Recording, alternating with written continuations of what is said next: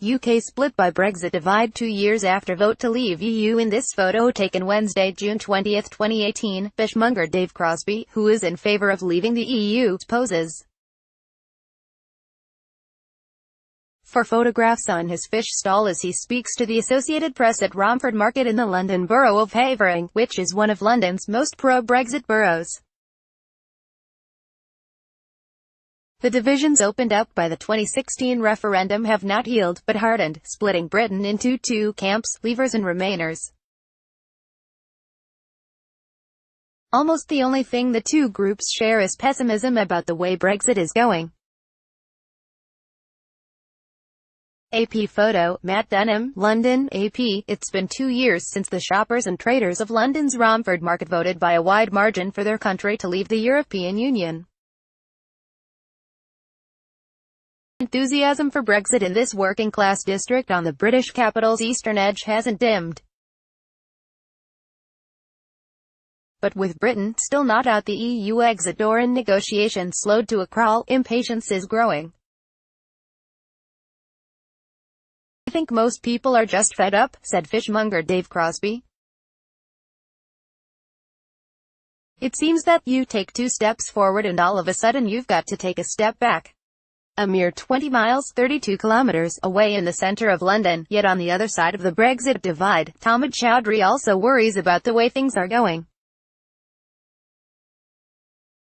The law graduate was surprised and disappointed when Britain voted by a margin of 52 to 48% to leave the EU on June 23, 2016.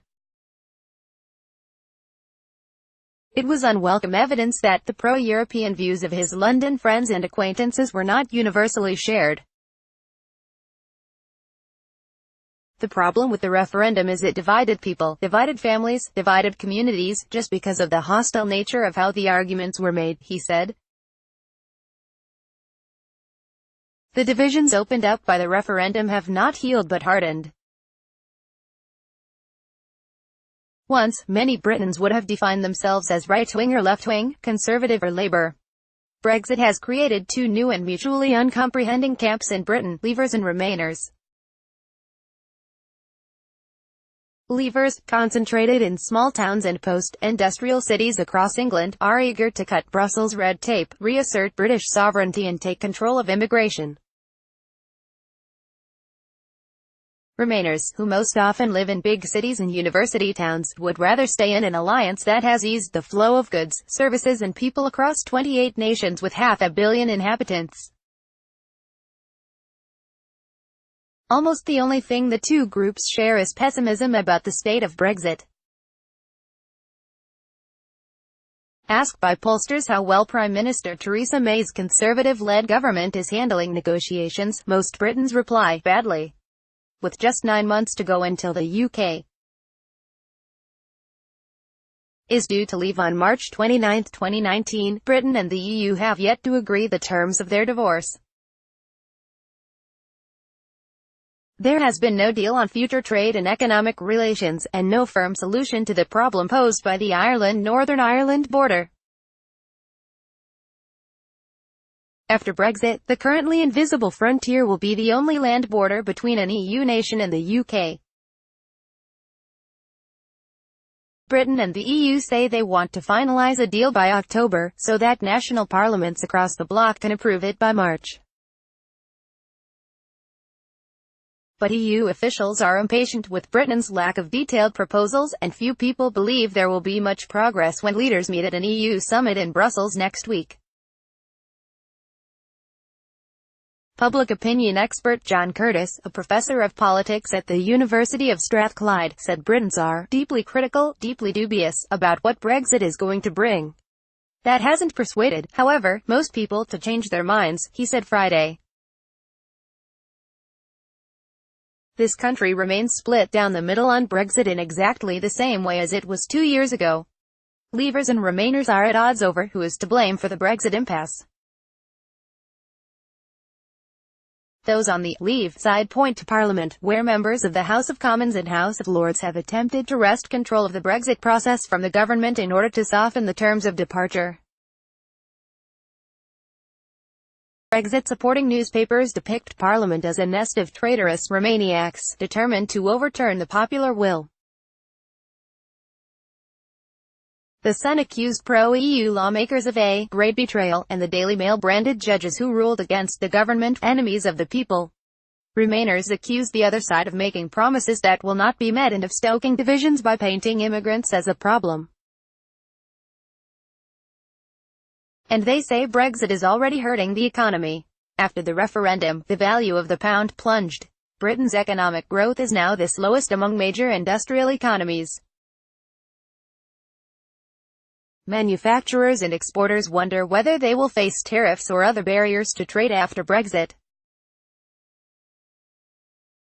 Aviation giant Airbus threatened Friday to leave Britain, where it employs about 14,000 people, if the country exits the EU without an agreement on future trading relations. But economic arguments have done little to sway opinion on Brexit, said Anand Menon of the UK.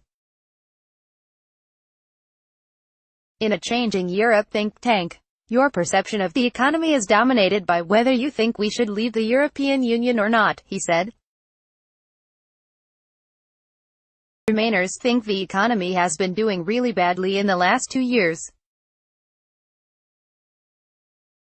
Leavers think the economy has been absolutely fine. There's certainly little voters' remorse at Romford's street market, where stalls sell meat, fish, household goods, clothing and piles of red and white flags for England fans to wave during the Soccer World Cup. London, the most diverse place in Britain and hub of its huge financial sector, voted 60-40 in favour of staying in the EU. But in Havering, the London borough that contains Romford, 70% opted to leave.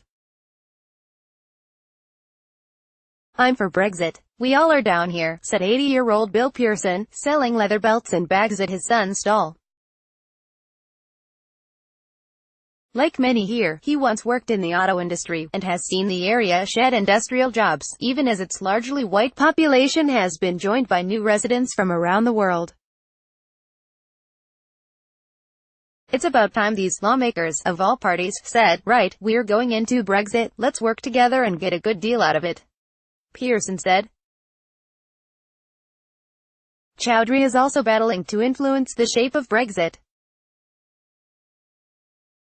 After the referendum, he joined a successful legal challenge to ensure that Parliament had a say on the outcome, then co-founded an immigration advice service for EU citizens worried about their status in Britain.